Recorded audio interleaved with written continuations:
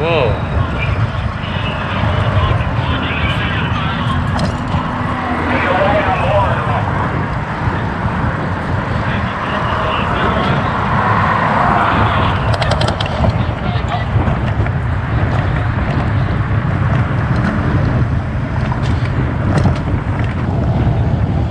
Oh, Union Square, that's where all the shit's going down.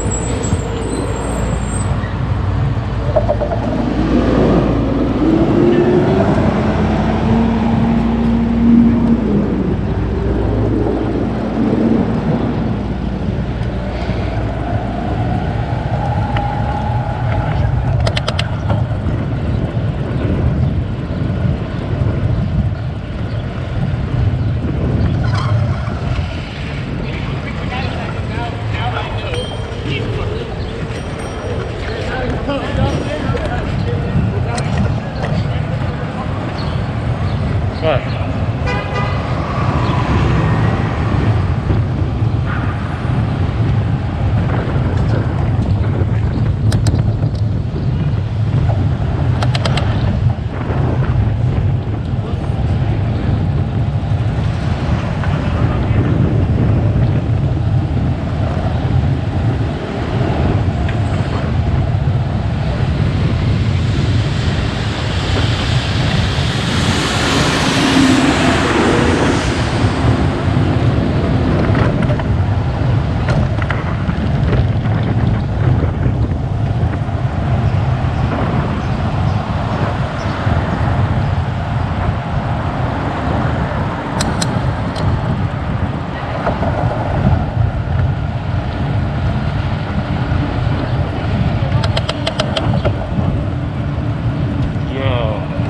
They fucking boarded up this store.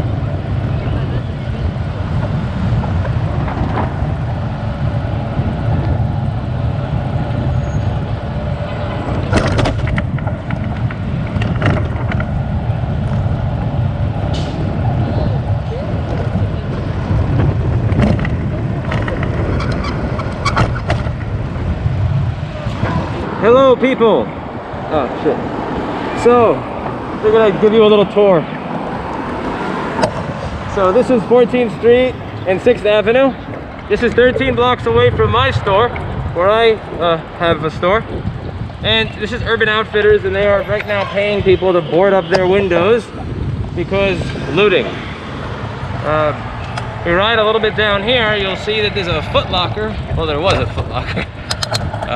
Let's see how well their gate did. I'm kind of curious. Maybe it'll give me an idea of how well my gate will do. Yeah, get off the bike, Erica. Let's see what we got here. Yo! 2020 Season 2 is in session.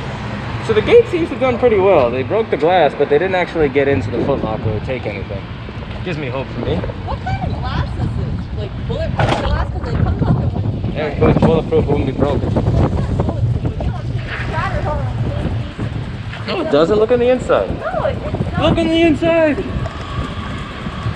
Dairy Queen is working on it. No, if you look at the glass fragments of Dairy Queen, they're more like chunks. The other one was more uniform. You're reviewing the glass chunks I am. of the riot.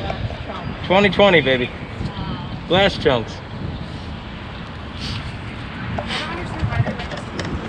I'm kind of curious what my store looks like. And here's the funny thing, Erica. Right next to all that, Right next to all that, prime retail available. Yo, anybody want to line up to pay for this piece of shit? The funny thing is, remember the place that I was looking at right next to the Apple store, the 127 Green Street or 120 something Green Street, right next to the Prince Street Apple store? That is right where there was a bunch of looting and shit yesterday.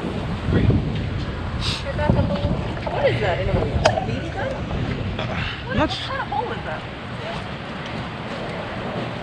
What is that? Yeah. A bullet? I don't know what that is. Erica, hop back on for a second. Ready?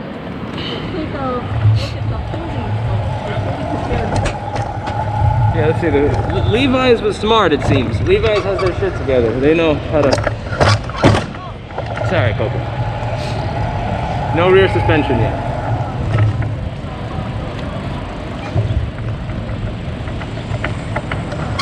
360p stream. Yeah, listen, I can't really help you with that. That's YouTube, huh? Yeah, blame YouTube. Blame Verizon, blame YouTube. Look at that. Not even a handle, unless they closed up. Oh, look, this is a handle.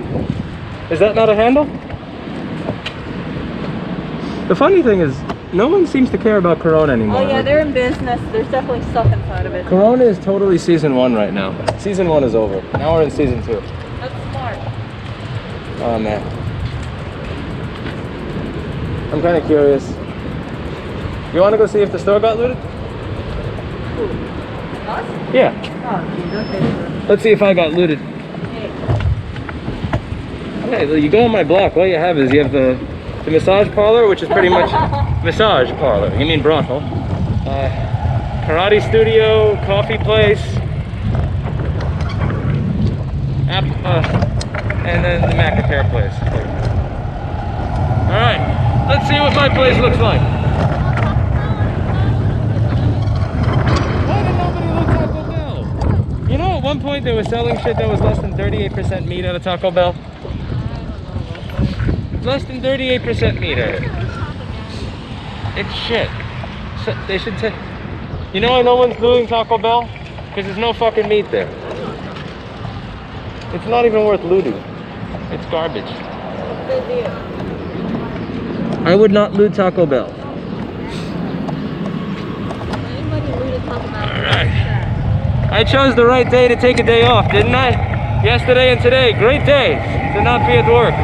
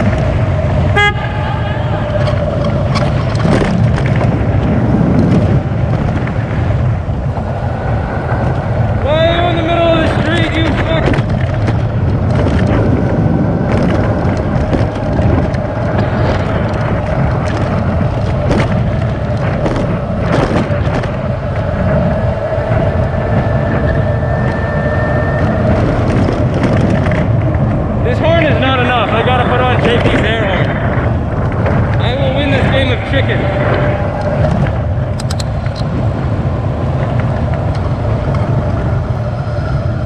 People say I don't know what a red light means in Manhattan. Let's see what we got here.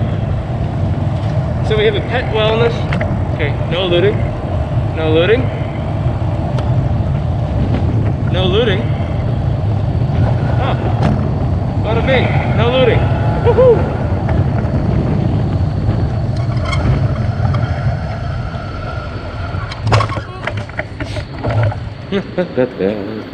David, hello. Did you see 14th? Urban Outfitters is getting boarded up. Foot Locker got broken into. Levi's got almost broken into, and then they boarded up. There's over 50 police patrolling the bridge. There's over 50 police patrolling the bridge back and forth. Yes. I see more police today than I've seen in my entire life. It's fucking crazy. up.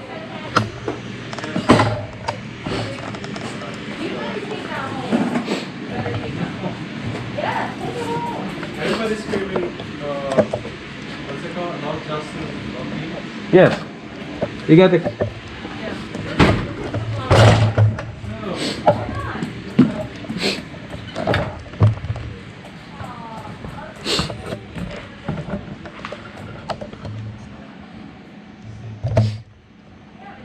remotely soon, because you have to think of that. Like, there's been so much of what's going on right now has been brewing for a ridiculously long time. You have, firstly, you have people that have been staying home for 2 months, so they don't have anything to do. They have no sense of purpose. They have no job. They have no real incentive structure to obey the rules of society, because obeying the rules of society means don't work, but you still owe your landlord all of your money and all of your property taxes. So if you're obeying the rules right now, you're actually more fucked than if you were not obeying the rules. The police stuff is really, I think, what makes this so much different from all the other times that anything like this has happened, is if you just think about every single case, and I'm like, I don't want to say this without pissing people off, but if you think about every single case that has occurred that's been similar to this, you had, let's say, the Trayvon Martin case. Oh, but, you know, he got killed, but there was no video of it happening, and he said it was self-defense, and look at the kid's history, and blah, blah, blah. Then you had the Michael Brown one, but it was, oh, well, he may have robbed the store beforehand, or there was no video of it, or whatever. Then you had the case of Philando Castillo, where it's, okay, now you have video of the guy not even doing anything wrong, and the cop shot him. But, oh, he was scared, and the car smelled of weed, and he was scared. Then you had the one with the kid, the Tamir Rice one, where it's, oh, well, the cop, he thought he saw a gun. He made a mistake. Whoopsie, my bad. Wrong address. But this one, what makes it so much different than all the other cases is, like, the guy was pretty much face down in the street. There was, at that point, he was handcuffed. He was incapable of resisting anything at that point. There was no weapon. It wasn't like a gun to someone with a gun. It wasn't a gun being used. It was just hand to hand, knee to head, like straight up. It was really visceral. It was very melee. It was very, like, there was no room for any sort of, well, look at this, or well, look at that. Well, look at the criminal history. Well, look at what he was doing. The reason that the protests and the outrage and the mobs and the breaking shit is so much worse this time is because I think this one is so much worse than all the other ones. Just because you can't look at it from any other angle. You can't look at it from, but he was about to do this, but he was trying to punch me, but maybe I saw a weapon, but like, none of that shit exists here. It's clear as day in the video. And it's not even like he used a weapon to do it. He was doing it up close and personal, with his own hands and his own knee. There's just, like, no way. And on one hand, I'm somewhat hopeful that things may actually change, because you have an instance where there's really no he said, she said back and forth, where it's like, but this, but that. But on the other hand, then I wonder, there was this one book that I was reading by, I forget the guy's name, Walter Thabit. I think it was Walter Thabit. He did this book on how East New York became a ghetto. He wrote it, I think, the late 90s. And he was describing the entire process of what went on, and every time there was a series of riots, how all the businesses wound up leaving, and how that wound up less opportunity. There's less opportunity, so as a result of less opportunity, more people have to do criminal things to make money. More people are criminals. More people have interactions with police. More people have bad interactions with police. Then the police wind up becoming more prejudiced. The police become more prejudiced. The people become more prejudiced, and it's just like this vicious, awful cycle that was going on for over 50 years. And the part that made me the saddest about that Walter Thabit book was he had real hope that the neighborhood would change once certain politicians got in power. I remember he said, now we have these people elected, and hopefully there's some real change this time. So I just got to plug my bike because I got some riding to do. And then I actually Googled the people that he had said were elected that he was hoping would actually change things, because they were these people didn't care about money, and these people actually, cared about the community and were members of the community and blah, blah, blah. And one of them, I remember, I just Googled, and I think she got put in prison because she offered a developer cheaper land from the city as a part of a contract in exchange for building her a house for free or some shit. It just made me fucking sick. And I like, as much as I want to be hopeful that once all this is done, that things actually change to a point where people listen to each other. Because there's one sheriff I saw in Michigan that actually just like put down his baton, put down the helmets, and just said, "What do we have to do for you all to want to work with us?" And like, yeah, and they actually had a day and they marched together. Like, it could be like that. It could be like that. It could actually work out that way, or it could work out like it did here, where the NYPD just goes, "I'm driving here," and drives their fucking cruiser through a group of protesters. What I saw in Michigan really, it kind of gave me hope when you see that video of that sheriff, because he did something that I don't think I'd have the balls to do. I was talking about this yesterday because I saw what the NYPD did once you had the, I saw what the NYPD did once you saw all the people encroach near the car. So you had all these people coming up to the car. And then after they all came up to the car, they were throwing shit at the car, and they were like yelling at it and banging on it. They did, the police just decided to drive through the barricade. I'm thinking to myself, well, I'm not really sure what I would do in that situation. I'd probably do the same thing. I'm not sure what you could do. And then right after it, I click onto the Michigan one with the sheriff, and then it's like, oh, that's what you're supposed to do. That's what you're supposed to do. And it's like, that's exactly why I'm not a fucking cop. That's why I fix Macs. That is why my desk has a quick hot air station on it, a power supply, and a microscope, not a fucking, and an ultrasonic cleaner, not, a gun and a police cruiser and a baton. Because I have no idea how to do that job. And it's really interesting. It's really interesting because that's what I was talking about. Like, if I was in that NYPD cruiser, I'd like to think that I would have the balls to do what the Michigan sheriff did. I'd like to believe that I would have gotten out of the car and said, "You know what? Listen, here's my baton, I'm putting it down. Here's my gun, I'm putting it down in the car. I'm gonna take off my helmet. Let's talk. What can we do? I'm here to listen to you." I wish I could say I had the balls to do that. But I think I probably just would have been a bitch and just said, "Fuck this, I'm out of here, I don't want to die," and driven right through. Which again, is why I am not a policeman. I've had older members of my family who became police officers, and I don't think, from their own admission and their own stories, that they did particularly good jobs. I think they did some, by their own admission, some pretty shit police work. I know that I probably would do that, which is why I became a MacBook repairman, so that I would never, ever, ever be put into these situations. And I'm kind of curious, would that have gone differently? Would the crowd in New York have acted differently than the crowd in Michigan? Because it seemed like the crowd in Michigan actually reacted very, very well to that sheriff speaking to them and saying, "Listen, we want to help you, we love you, we care about you, what can we do for you?" I kind of wonder if the same NYPD officer had gotten out of the car in the middle of that street, would the same thing have happened? Would the same exact thing have happened? Why is the video in 144p? Because Verizon and YouTube and Google suck dick. That's why. And that's pretty much the end of the story there. I really do wonder if things would have been different. But the sad thing is that this shit has been going, what you see right now is so many people getting angry over what's been pissing them off for the longest period of time. People are sick and tired of the fact that in New York City, the only people who are able to afford real estate here for commercial spaces are Gucci, are Foot Locker, are Urban Outfitters, are Levi's. People are pissed off that the police are able to, "Oh, whoops, I thought there was a gun there. Oh, it wasn't? That was a kid with a toy gun? My bad." But one of the things that I remember speaking with my personal trainer, because I tend to lean much more conservative than he is, and he was giving me his perspective on it, was I don't even think people would be, they'd be pissed, but if something actually happened when those events happened, if there was a genuine consequence, not of 5 years in prison because you're pretty and you look sad in front of a jury, that people wouldn't really be doing the things that they were doing. They wouldn't be rioting and doing all this shit if they saw on a regular basis that there was a consequence for it. But you have 20 years of people in New York City seemingly getting broker and broker, being pushed out of neighborhoods, prices going through the roof. You saw it with my real estate series. I mean, most of these people were just politely saying, "Go fuck yourself," or holding out for Whole Foods and Target. So it's interesting. So I understand, there's that element of it, there's the police element of it, there's the aggravation in the community from that. Then you have all these people that are just, I'm breaking the law if I do the work required to pay my mortgage? I'm breaking the law if I decide to go to work. Are you kidding me? And then they're stuck at home doing nothing but stirring, scared, anxious. What am I going to do with my life? Like, what the fuck do I do now? What am I going back to? The company I work for is out of business. My landlord is saying I owe back rent for 6 months.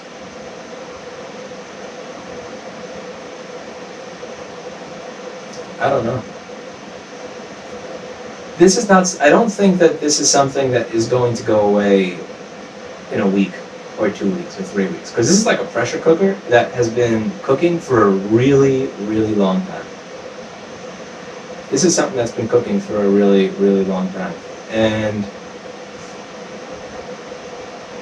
let's see what we got here.